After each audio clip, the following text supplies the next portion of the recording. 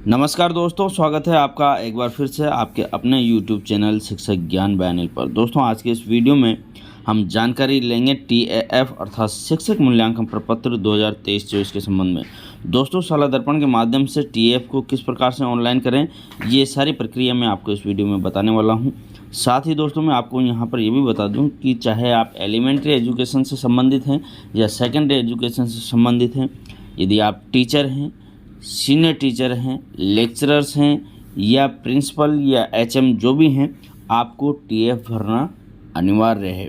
यदि निर्धारित समय सारणी में TAF को नहीं भरा जाएगा तो आपका वेतन आहरित नहीं किया जाएगा। ऐसे दिशा निर्देश जारी हुए थे दोस्तों, उससे संबंध में मैंने एक वीडियो पूर्व में बनाया हुआ है। यदि आपने वो वीडियो नहीं देखा है तो आप उसे अवश्य देखिएगा। डिस्क्रिप्शन बॉक्स में आपको उसका लिंक मिल जाएगा। वीडियो प्रारंभ करें इससे पहले मेरा आप सबसे निवेदन है, यदि आपने अभी तक हमारे इस चैनल को सब्सक्राइब नहीं किया है तो प्लीज़ इसे सब्सक्राइब अवश्य करें। सब्सक्राइब करने के बाद में बेल आइकन के बटन को प्रेस करना बिल्कुल न भूलें, ताकि जब भी कभी इस प्रकार की कोई भी सूचना, जानकारी या जीवन का अनुभव साझा करूं तो इसकी सूचना सबसे पहले आपको प्राप्त हो। दोस्तों, शाला दर्पण पर TAF ऑनलाइन करना हम सीखें इसके पहले मैं आपको बता दूं, यदि आप प्रारंभिक शिक्षा में लेवल 1 और 2 के शिक्षक हैं या संस्था प्रधान हैं तो आपको TAF 23 अगस्त से 31 अगस्त 2023 तक भरना है। यदि आप माध्यमिक शिक्षा के लेवल 1 और 2 के टीचर हैं या वरिष्ठ अध्यापक हैं तो आपको 1 सितंबर से 11 सितंबर तक यह TAF भरना है। इसी प्रकार से दोस्तों, यदि माध्यमिक शिक्षा में आप लेक्चरर हैं, संस्था प्रधान हैं, मॉडल विद्यालय के शिक्षक या संस्था प्रधान हैं तो आपको 12 सितंबर से 20 सितंबर तक TAF ऑनलाइन करना है। दोस्तों, TAF अर्थात शिक्षक मूल्यांकन प्रपत्र 2023-24 भरने के लिए आपको अपने स्वयं के स्टाफ विंडो के जो आपके स्वयं के यूज़र ID और पासवर्ड हैं उसके माध्यम से लॉगिन कर लेना है। जैसे ही आप स्टाफ विंडो पर लॉगिन करते हैं तो कुछ इस प्रकार से आपको इंटरफेस दिखाई देने वाला है। यहाँ पर दोस्तों जो लेफ़्ट साइड में 3 लाइन्स दिखाई दे रही हैं, इस पर आपको सिंपली टच करना है। टच करते ही कुछ विकल्प आपके सम्मुख यहाँ पर आ जाते हैं।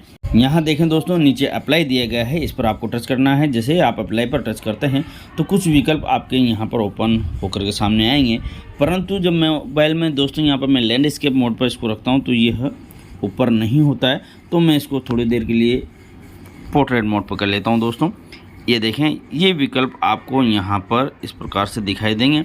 तो यहाँ पर अप्लाई में TAF 2023 पार्ट 1 दे दिया गया है, इस पर आपको सिंपली टच करना है।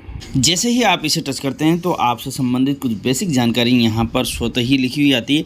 आपका स्वयं का नाम, आपकी एम्प्लॉय ID, आपका विद्यालय, आपके NIC कोड, कार्मिक का मोबाइल नंबर और आप किस पद पर हैं और आप किस विषय के अध्यापक हैं, मूल विषय आपका क्या है, वो सभी जानकारियाँ आपको यहाँ पर देखने को मिलती हैं। यदि ये सब सही हैं तो आपको आगे बढ़ना है। यदि आप ये जानकारियाँ सही नहीं हैं तो आप अपने उच्च अधिकारियों से बोल करके इसे सही कराएं। इसके बाद में आना है दोस्तों आपको नीचे। ये जो TAF है दोस्तों मुख्य रूप से 3 भागों में बटा हुआ है। आपको भाग 1 पहले भरना है, उसके बाद में 2, उसके बाद में 3rd भाग भरना है। फिलहाल दोस्तों जनवरी 2023 से जून 2023 के बीच का जो समय है उसका आपको TAF भरना है। इसमें जो ट्रेनिंग्स आएगी वो भी जनवरी से जून के बीच में जो अभी आपने ट्रेनिंग ली है उसकी जानकारी आपको यहाँ पर भरनी है। देखें दोस्तों, यहाँ पर वर्तमान वर्ष में जो आप कक्षाएं या विषय पढ़ा रहे हैं वो कक्षाएं और विषय यहाँ पर देखने को मिलेंगे। वर्तमान मतलब 2023-24 में, सत्र 2023-24 में जो विषय और कक्षा आप पढ़ा रहे हैं उसकी मैपिंग शाला दर्पण के स्कूल लॉगिन के माध्यम से की हुई होती है। जब आप कर देते हैं तो वो यहाँ पर देखने को मिलेंगे आपको। हमारे केस में अभी मैपिंग नहीं हुई है, इसलिए यहाँ पर कक्षा और विषय नहीं दिखाई दे रहे हैं। तो आपको ये तभी आगे बढ़ना है जब विषय और कक्षा मैपिंग हो गई हो। इसमें नीचे आना है दोस्तों। यहाँ पर विगत 6 माह में शिक्षक की औसत उपस्थिति भरनी है। इस पर जैसे ही आप टच करेंगे तो 3 प्रकार की यहाँ पर उपस्थितियाँ हैं। 60% से कम यदि आपकी उपस्थिति रही है इस समय में तो वह आपको लेना है। 60 से 80% के बीच में उपस्थिति रही है तो उसको रखना है।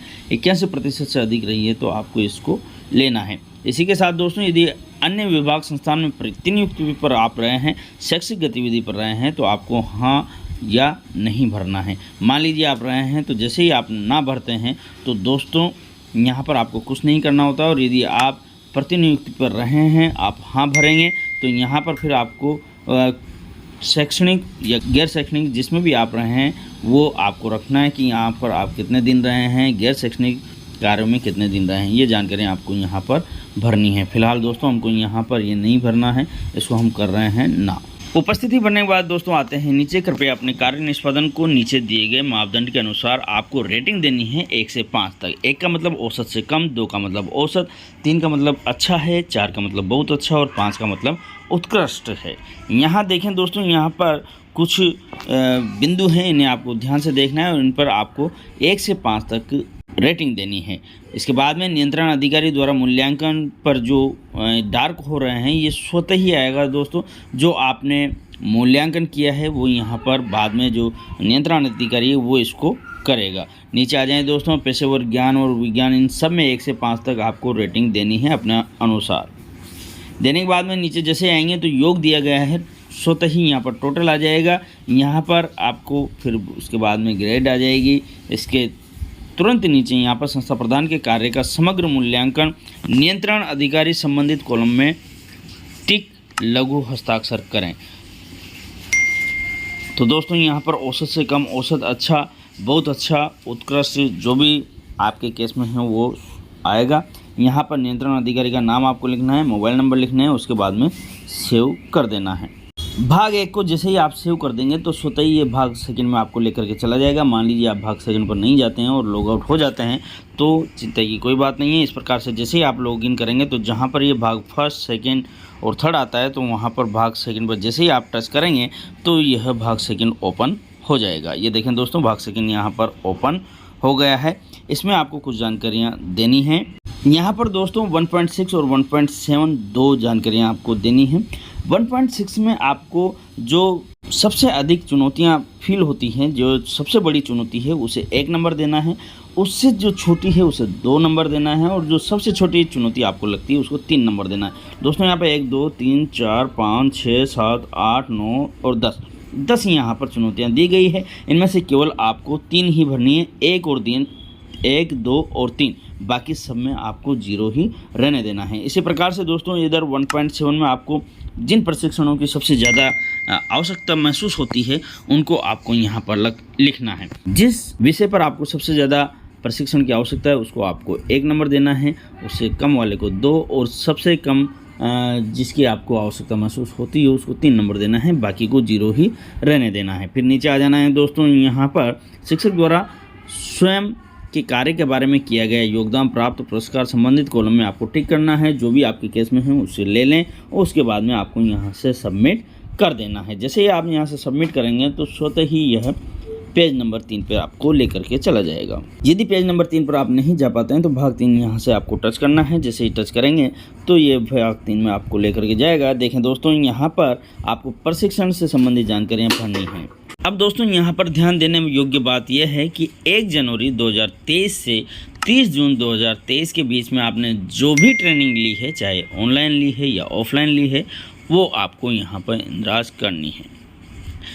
अब ट्रेनिंग में दोस्तों प्रशिक्षण कार्यशाला का नाम आपको लिखना है। 3 नंबर में प्रशिक्षण कार्यशाला कितनी तारीख से प्रारंभ हुई थी, प्रशिक्षण कार्यशाला कितने दिन की थी, वो आपको लिखना है। प्रशिक्षण में आपकी भूमिका क्या थी, यह लिखने के लिए दोस्तों यदि आपने प्रशिक्षण में शिक्षक के रूप में काम किया है तो 1 नंबर देना है। प्रधानाध्यापक के रूप में आपने प्रशिक्षण लिया तो 2, प्रशिक्षक के रूप में यदि आपने प्रशिक्षण में भूमिका निभाई है तो 3 नंबर।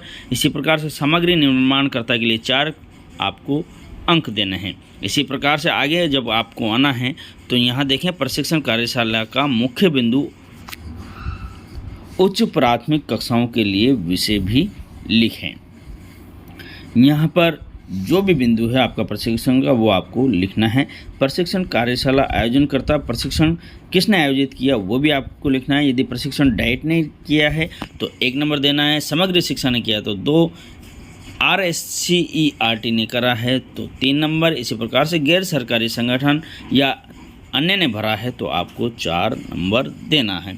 यहाँ पर 8 नंबर पर आ जाना, प्रशिक्षण की उपयोगिता, गुणवत्ता एवं उपादेयता की ग्रेडिंग आपको देनी है। इसको आप जैसे ही टच करेंगे तो ABCDE दी गई है, आपको जैसा उचित लगता है वो लेवें। उसके बाद में आपको यहाँ पर जो सेव दिया गया है इस पर सेव कर लेना है। एक ट्रेनिंग जैसे ही आप सेव कर लेंगे तो उसके बाद में यदि आपने दूसरी भी ट्रेनिंग ली है तो उसे भी आप सेव कर सकते हैं। जितनी ट्रेनिंग्स आपने ली है बारी बारी से आपको उसे सेव करना है। नीचे आना है, कंप्यूटर प्रशिक्षण यदि आपने प्राप्त किया है तो हाँ करना है, नहीं प्राप्त किया है तो 2 करना है। दोस्तों नीचे यदि आप 3.11 में देखते हैं तो यहाँ पर पाठ्य पुस्तक प्रशिक्षण एवं विभागीय प्रशासन की कार्यशैली के संबंध में अपने कार्य निष्पादन हेतु आपको अपनी रेटिंग देनी है 1 से लेकर के 5 तक। वही क्रम है दोस्तों। 1 का मतलब औसत से कम आपको रेटिंग देनी है, 2 का मतलब आपको औसत रेटिंग देनी है, 3 का मतलब अच्छा, 4 का मतलब बहुत अच्छा, 5 का मतलब उत्कृष्ट। ये सभी में आपको रेटिंग देनी है 1, 2, 3, 4, 5, 6, 7, 8। 8 में आपको यहाँ पर रेटिंग देनी है। उसके बाद में सबमिट करना है। सबमिट करने के बाद में फाइनल लॉक कर देना है। तो दोस्तों इस प्रकार से आपको यह टैब भरना है सभी को। आशा है दोस्तों आज के इस वीडियो के माध्यम से आप टैब भरना सीखेंगे और इस महत्वपूर्ण जानकारी को आप अन्य लोगों तक भी शेयर करेंगे। आपने पूरा वीडियो देखा दोस्तों, इसके लिए आपका बहुत बहुत धन्यवाद, शुक्रिया।